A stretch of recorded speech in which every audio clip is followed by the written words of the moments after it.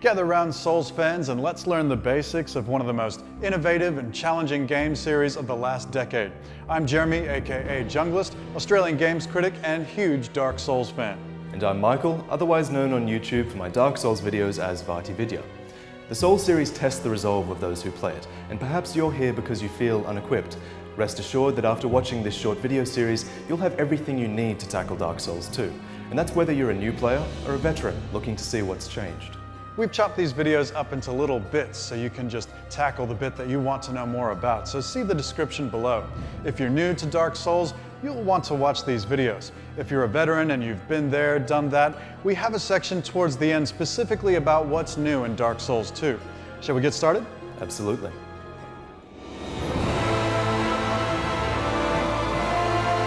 Dark Souls 2 is probably unlike any other game you've played.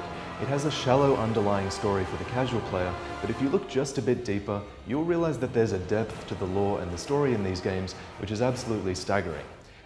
You will lose everything. By gathering item descriptions and talking to NPCs in the game world, eventually you'll piece together this story that is partly your own. There's no proper way to experience the story in Dark Souls 2, and that's part of the wonder of it. But to get to that point, guys, you're going to have to master the combat, and that's where we come in.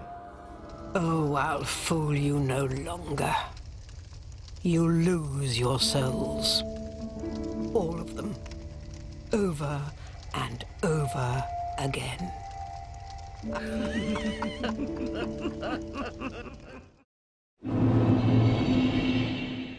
Let's start out with what's on your screen.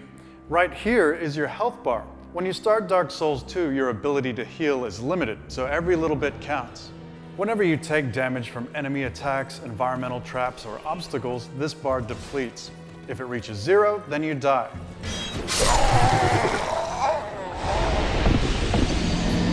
Right below it is the stamina bar. Doing attacks, blocking, or rolling all takes stamina. Stamina regenerates quickly, however it regenerates slower whenever your shield is raised. You want to practice being aware of these bars at all times because they'll affect your playstyle. Low on health? Don't panic, but it's time to back off and find an opportunity to heal, if you're in a situation you can back off from. Low on stamina? Drop your shield so you can regenerate, because without it you won't be able to block and you won't be able to fight.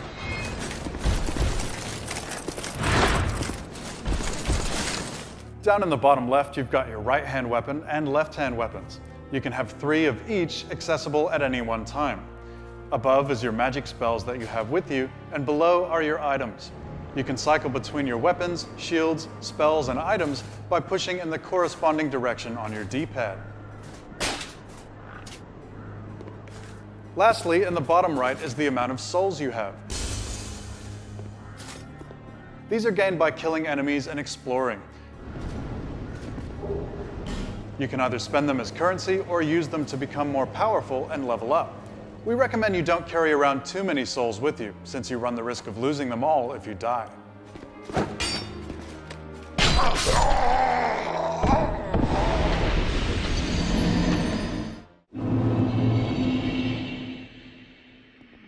The class you start as in Dark Souls 2 is absolutely no guarantee of where you'll end up. The warrior may become the holy cleric, or the sorcerer may forsake his books and become the knight. Remember, all your starting class does is give you a small boost to the stats you'll need for that playstyle. But before we get to stats, we'll need to explain where you level up and how you actually do it. Back in Majula, you'll find the first bonfire. Right near it will be a woman named the Emerald Herald, who you should have a chat with.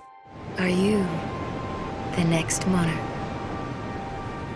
Or merely a pawn of fate, bearer of the curse? She provides you with your first Estus Flask, your most treasured healing item. She also offers you the ability to level up your character should you have the souls to do so. Take this with you. May it ease your journey. Now let's talk more about you. The character stats in Dark Souls 2 can be a lot to get your head around, so we'll go through them one by one. On the left are your 9 stats you can level up. Each time you spend souls to level up a stat, your character level increases by 1, and the amount of souls you need for the next level increases as well. On the right are the attributes that increase as you level up your character, shown in blue. This should give you an idea of what leveling up each stat does. As you increase your stats, your weapons that scale with stats will do more damage. Different stats will also level up your resistances to various magics and various status effects like bleed or poison damage. Different armors and shields also carry with them their own resistances to these elements. And on the other side of that coin, certain enemies are weak to specific elements. For example, fleshy enemies are vulnerable to bleed damage, and heavily armored foes don't have a good time with electricity. If you need help on this screen, then press select for a description, but let's go over the stats now. Vigor relates to your health. Upgrade that and your health bar will increase. Endurance is the same thing for your stamina bar. And vitality relates to how much equipment you can carry. The less equipment you have on you, the faster you'll move and roll. And the less stamina will be used in combat. Edging towards your maximum weight will make you roll like this. The attunement stat governs how many spells you can bring into battle, but also the speed at which they're cast. Every build that uses spells should invest in this stat. Strength is fairly straightforward. Some weapons will become more powerful the higher your strength stat is, and these weapons are really good at breaking enemy defenses through sheer force. And dexterity is similar. Certain weapons will scale up in the damage they do along with your dexterity, and these are usually finesse weapons like bows or rapiers. Adaptability is a new stat that increases your survivability across situations. You'll become more agile in almost every movement you make, and you'll increase your ability to resist toxins and dangerous elements in the world.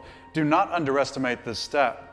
Down the bottom, intelligence increases the power of your sorceries and fire magic, and similarly, faith increases the power of your miracles, lightning, fire magic, and dark magic. There's one other attribute we want to talk about today, and that's poise. Poise essentially makes it so there's less of a chance you'll be interrupted by an enemy attack. Different pieces of armor will contribute a different poise rating, and essentially the higher this is, the less the chance you'll be interrupted while performing your own attack. The heavier your armor, the more poise it will give, but the slower your character will be. So you're going to have to experiment, try on different armors, and see if you prefer the heavy character who tanks hits, or the lighter character who can't afford to get hit. All weapons, most spells, and some armors have stat requirements that must be met before they can be wielded properly. For example, here we have a greatsword, which requires 28 strength and 10 dexterity. That's compared with this short sword that requires 14 strength and 6 dexterity. In the case of weapons, two-handing effectively halves the stat requirements, so that greatsword is available to us even if we only have 14 strength. On this note, bear in mind that Souls games treat stats as more of a means to an end. Try and get the stats you need for the gear you want, and after that, don't worry too much more about it. It's important to level up your avatar in Dark Souls 2, but it's more important to level up yourself.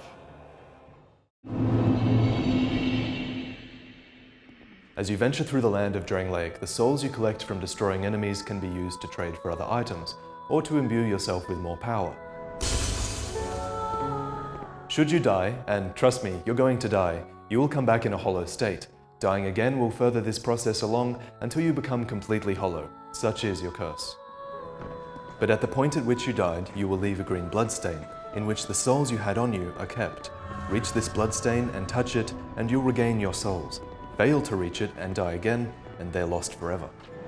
If that frightens you, then you ought to just give up right now. Like I have. The bonfires that pepper the land are your beacons of hope. Once you light them, the bonfire acts as a checkpoint and is where you will respawn upon death.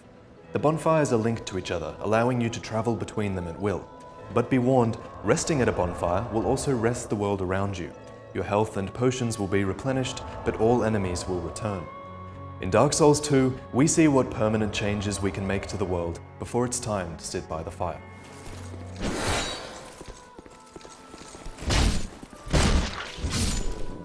Continually dying will make your character more and more hollow, and you'll notice your character's flesh wearing away. More importantly though, your maximum health will edge lower and lower every time you die, eventually stopping at 50%. For when the undead dies, it is never truly dead, but only one step closer to hollowing. Not all undead are hollows, but all hollows were once undead. But don't worry, there's one way to reduce this process, by consuming the human effigies you find throughout the land. They're rare, so use them wisely. These restore your maximum health, but more importantly, they restore your humanity.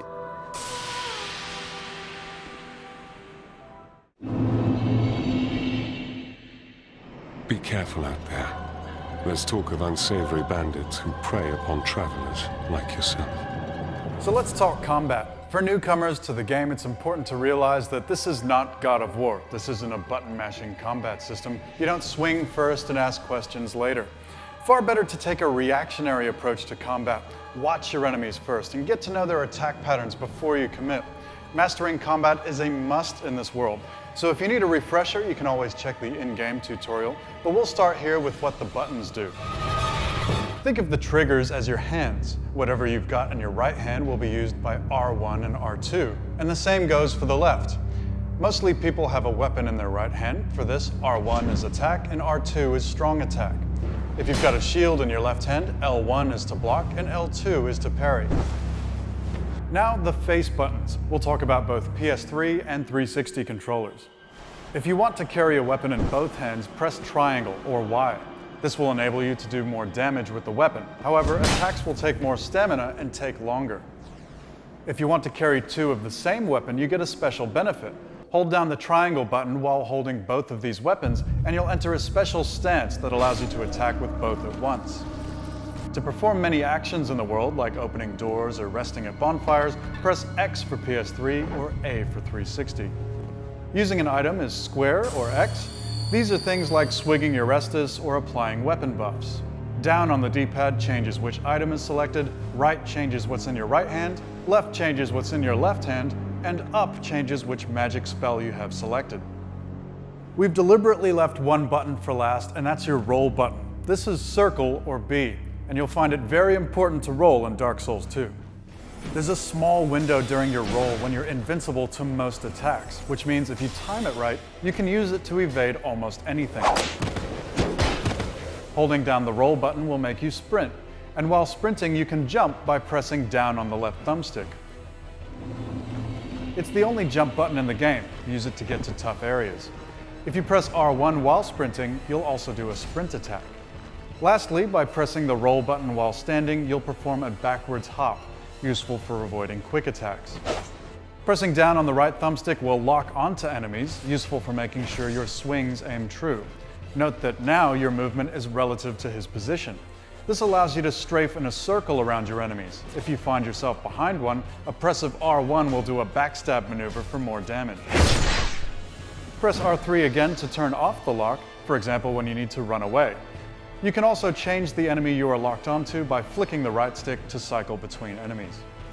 You also have a guard break attack available to you, which is great against shield-happy enemies, and this is accomplished with a quick flick forward on the left stick and R1.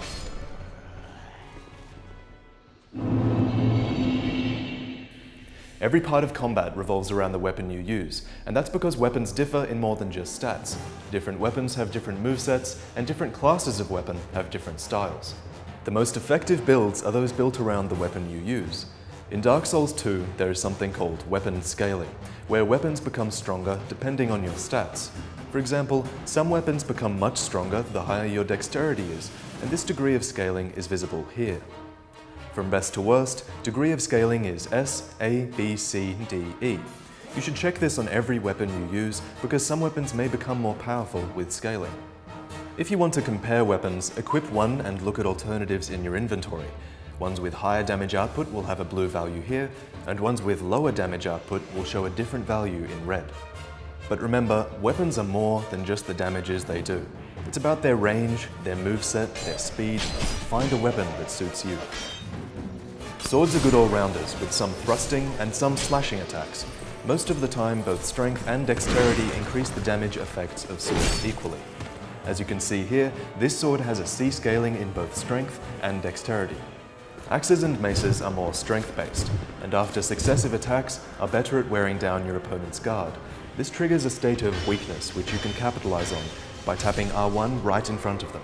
Again, the strength scaling of these weapons are seen here. Other weapons like bows, rapiers and scimitars require a bit more finesse, and the damage you do with these will scale as you increase your dexterity level. The wide horizontal sweeps of the great weapons are perfect for taking on multiple enemies at once. As you can probably tell, these weapons require a huge investment in strength to wield properly. But in the more claustrophobic altercations, you'd be better off with a thrusting weapon, like a rapier or a spear. These thrusting weapons can also be used while holding up your shield. There are also magical or blessed weapons which scale up with intelligence or faith respectively. These supplement the abilities of the sorcerer or the cleric, giving them a viable melee option. You'll also notice that weapons use different amounts of stamina, and each has their own animation and time for attacks and recovery periods. It's important to understand how long your attacks take to execute and recover, because during this time you can't block and you're vulnerable. There's so much to tell you, but the most important thing we can say is to be observant. Enemies have their own move sets and styles. If you're observant, you can take note of enemy attack patterns, learn the best method for beating them, even if it's through trial and error. For example, this enemy will always attack you after you hit him with his shield up. Get behind him and backstab him, or break him down with a guard break attack. Try learning how to bait enemies into attacking you so you can either block or avoid their attacks and then retaliate with your own. Watch the duration of their attacks and look for openings, and make sure you can recover in time to be able to block, roll, or evade him again. Do you see what I mean? You should be keeping a little enemy journal in your head so you know how to deal with them in the future. In general though, enemies are vulnerable to attack after they've finished attacking. Many hollow enemies are especially vulnerable after they've finished a flurry of attacks. So block or dodge, then counterattack with your own. Some weapons can also inflict unique status ailments, and the land of Drangleic is full of enemies that will try to take you out using these more subtle means. If you see one of these bars building up while being attacked, you should probably panic a little. Some enemies have weapons specifically designed to make you bleed, and in that situation, if the bar fills, you'll lose a massive amount of health straight away, and have limited stamina. Another ailment is poison, which can be inflicted in a variety of ways. If the poison bar reaches full, you'll slowly lose health over a period of time, until the poison finishes or is cured.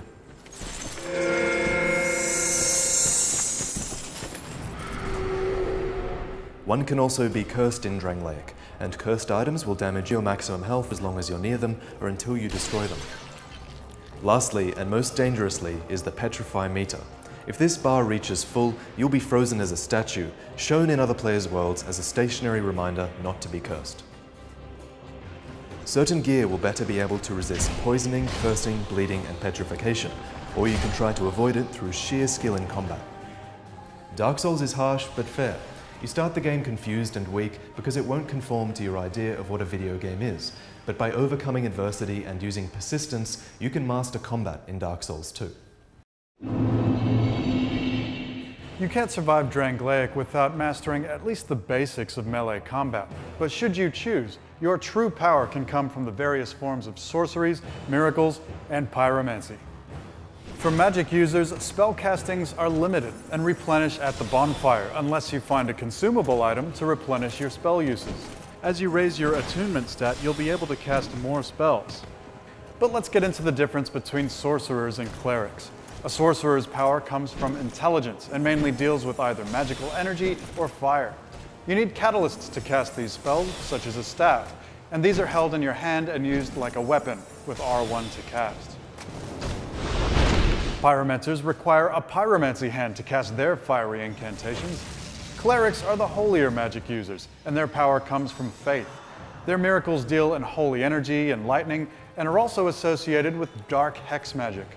Instead of catalysts, miracles are cast with a blessed item such as a chime. You can increase your damage and magic by upgrading your staff, chime, or pyromancy hand, just like you would with a melee weapon. Sometimes you'll buy spells from merchants. Sometimes you'll find them around the world of Drangleic. Miracles began as tales told by gods. We preserve their will with lore, pray to their greatness, and are blessed in return. And now, you can have this power for yourself. But all magic users need to level the attunement stat, which governs how many spells you can bring into battle. It's up to you to decide how much you'll need, but raising your attunement stat also raises the speed at which you cast spells, and you can bet the fiends of Drangleic won't let you take your time.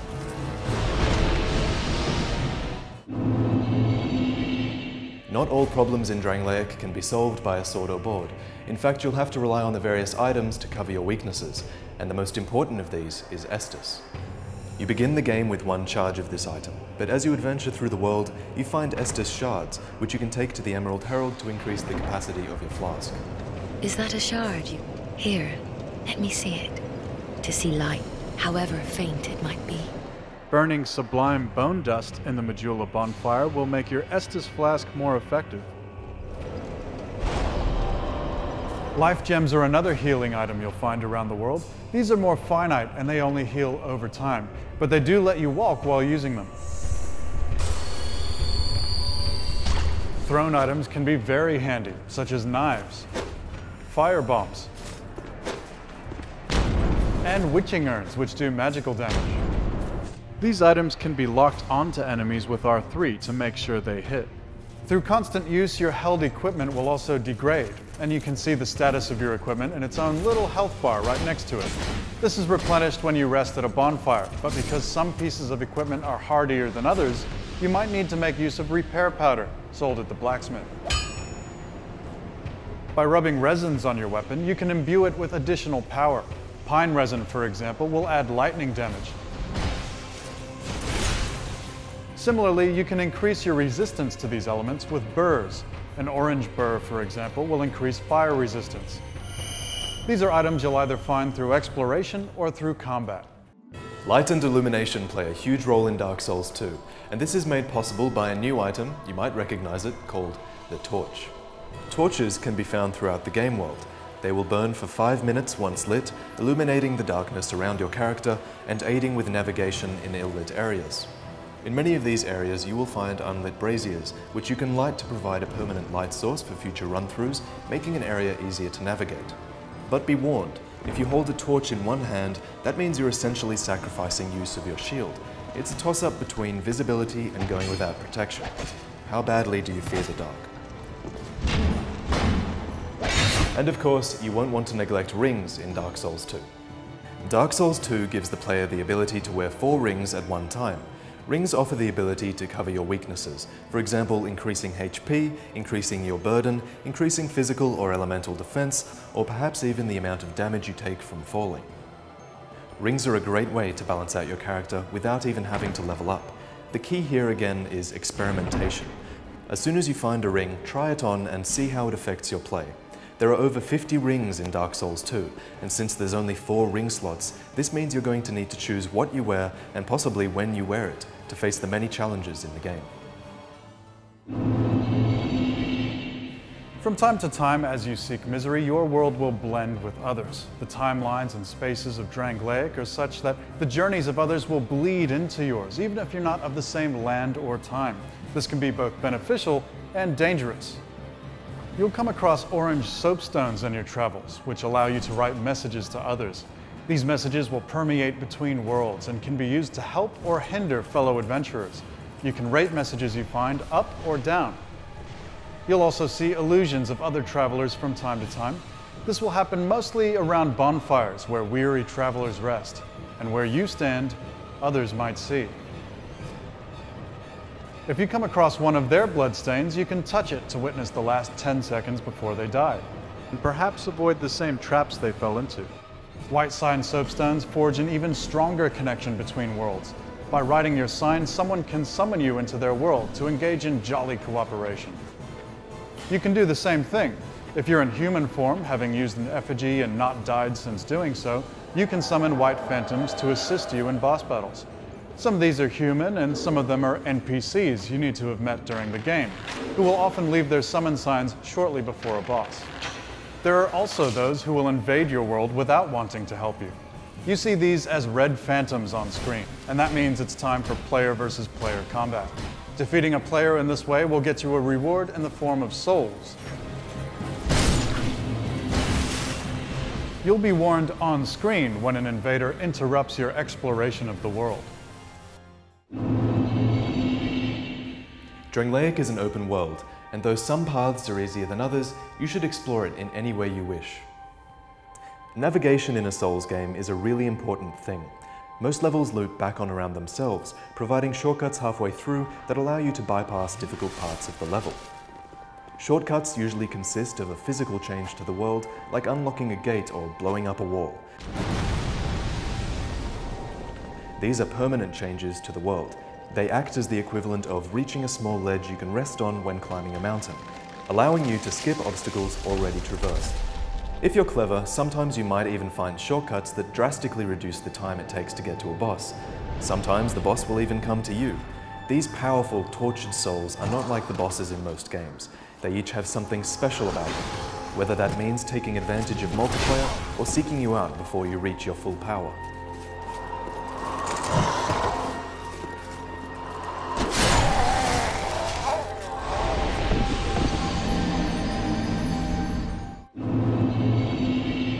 If you're going to beat those tougher enemies, you're going to need some advanced combat skills, and one of the best to know is parrying. Keep in mind, a successful parry just knocks them back. You need to take a step forward and hit R1 to perform the coup de grace. If you're holding a shield that isn't a great shield, you can parry an enemy right before their attack hits you. This will trigger a vulnerable state in which you can press a normal R1 attack to run them through for high damage. One of the most important things to know is that parrying has a bit of a wind-up. There's just a little bit of time when you're moving your shield into position. So you actually need to press the parry button a little bit before the enemy attack is about to hit you. The amount of time this takes can be reduced by raising your adaptability stat. And it pays to focus on enemy animation cues.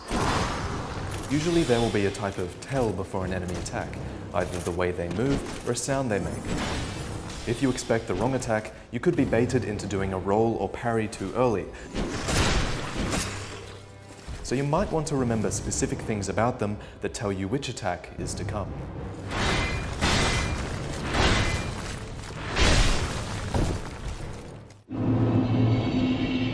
Your weapons and armor can be upgraded with various materials you'll find throughout your journey.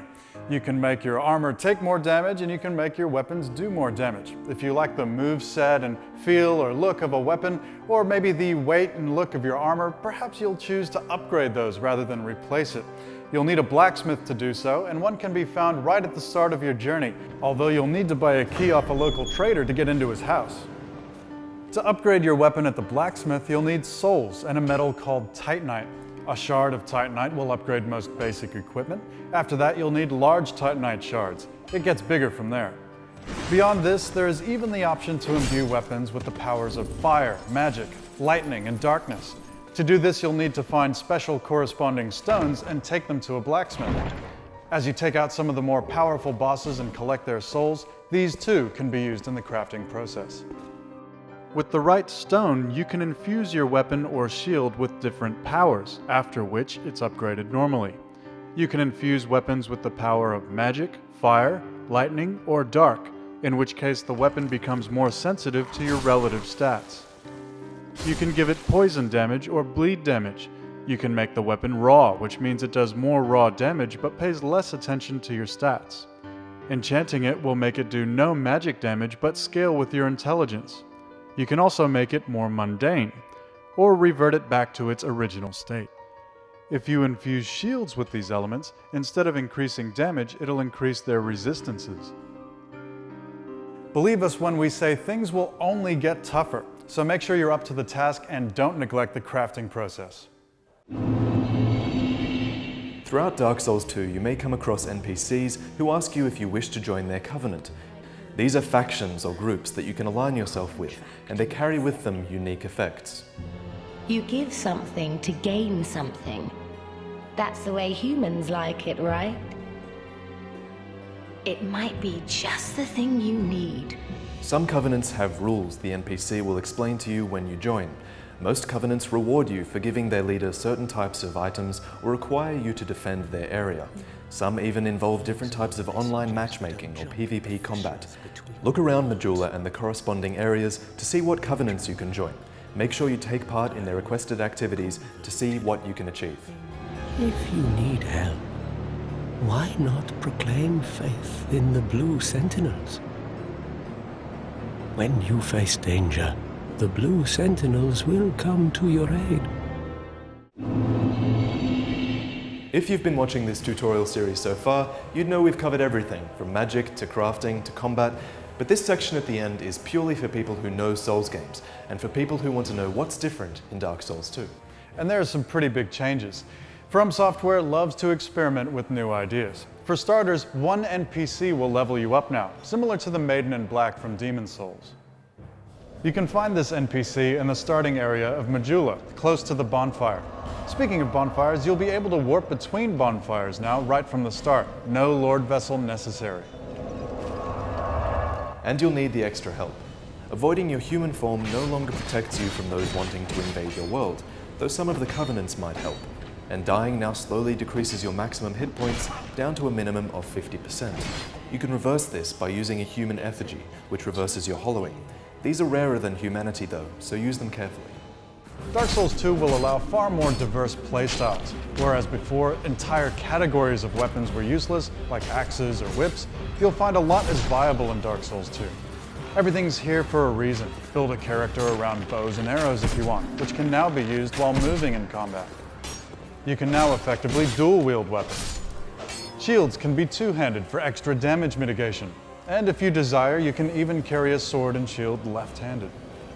The adaptability stat is an important new addition. Parrying will now knock your opponent to the ground, making them vulnerable, but you can do multiple parries in succession. When fighting multiple enemies, the choice is yours whether or not to follow through with your post. It's worth noting that now lightning magic is associated with faith, and fire magic is associated with faith, also with intelligence. Certain enemies in Drangleic will be able to petrify you. If this meter builds up, that's an instant death. Now that we've explained much about the world of Dark Souls 2, we'll offer you some tips to help you get through it. Don't worry, we won't spoil anything. Dark Souls is very much about exploration and learning how to overcome the enemies and traps, but we'll just help you improve your skills so it all won't seem so hard. So here we go, starting with combat. Number 1, learn how to bait enemy attacks. Moving into striking range of enemies and quickly moving back, or striking enemy shields when they're raised, will often cause them to launch into a combo of strikes. This is called baiting. Once the enemy finishes their attack moveset, they will be open to attack as they recover. Even better, you can learn to roll through one of their combos and be able to go for the backstab or heavy R2 attack for maximum damage. Remember, nearly all enemy attacks can be rolled through, but this is only if you get the timing right. However, be aware that rolling consumes stamina, so be sure to focus on evasive movement as well, as this uses no stamina at all. Baiting is one of the most important parts of combat. It allows you to become familiar with an enemy's moveset, and it also helps you practice moving your character around, often through groups of multiple enemies, all without being hit. Number 2, try to separate enemies in combat. You're always better off fighting enemies one-on-one. If you see two enemies in the distance, then move towards one first and try to take one out before the other. To aid in this, you can use items like knives or the bow and arrow, or bolts and crossbows to hit the first target, which will draw him towards you so you can finish him off alone. Knives are excellent for this type of combat. For long distances, use the bow and arrow. For instances where multiple enemies are unavoidable, use your skill and maneuver them into tight corridors or doorways where they can only attack you one at a time. You can also bait the closest enemy and quickly attack them before the other enemies can get into range. Remember not to be greedy. As you swing your weapon, the enemy is recovering. Number 3. Most enemies function on a distance-based awareness system for aggression. This means you can inch forward towards one enemy, possibly not alerting others nearby to your presence. As soon as enemies become aware of you, they will usually come to you to attack, unless you use ranged weapons like bows or arrows or sorcery. You can then dispatch them far easier in a one-on-one fashion. Number 4, have your shield up only when necessary. Holding your shield up slows stamina recovery. All melee combat and sorcery uses stamina, so you need as much of it in combat as possible. In learning the animations of attacks of your enemies, you should become familiar with the fact that you only need to block exactly when you're being hit. During combat, I'll just usually tap L1 to raise my shield in the very small window of when I can be hit, which means my stamina is always recovering as fast as it can. This makes a huge difference in combat with multiple enemies or against bosses who constantly attack. Number 5. Experiment with damage potential and reduction of both weapons and armor. All weapons have set stats for how much damage they do, and you can check these when browsing for weapons at the blacksmith or any other dealer by checking them in your menu when you find one in the world. Find a balance between the weapon with the most damage potential and the one with the moveset you favour most. Personally, I can't go past the battle axe at the start of the game. It has a great moveset for R1 attacks and R2 heavy attack, a short recovery time between attacks, and can be upgraded to do good levels of damage. You might like lighter weapons, or maybe weapons with a bit more reach, or maybe weapons that favour a dexterity build. However, it's important to check all equipment available to you and see what suits you best. Okay, now we can move on to your character. Number 1, of high importance to anyone new to Dark Souls, is leveling up whenever possible. While you have to warp back to Majula, leveling means that your character can do more damage and take less damage. There's no avoiding the fact that you are going to get hit a lot and die in this game, but leveling your character up will help you do this a lot less. If you want to use specific weapons, be aware of their stat requirements and level up accordingly.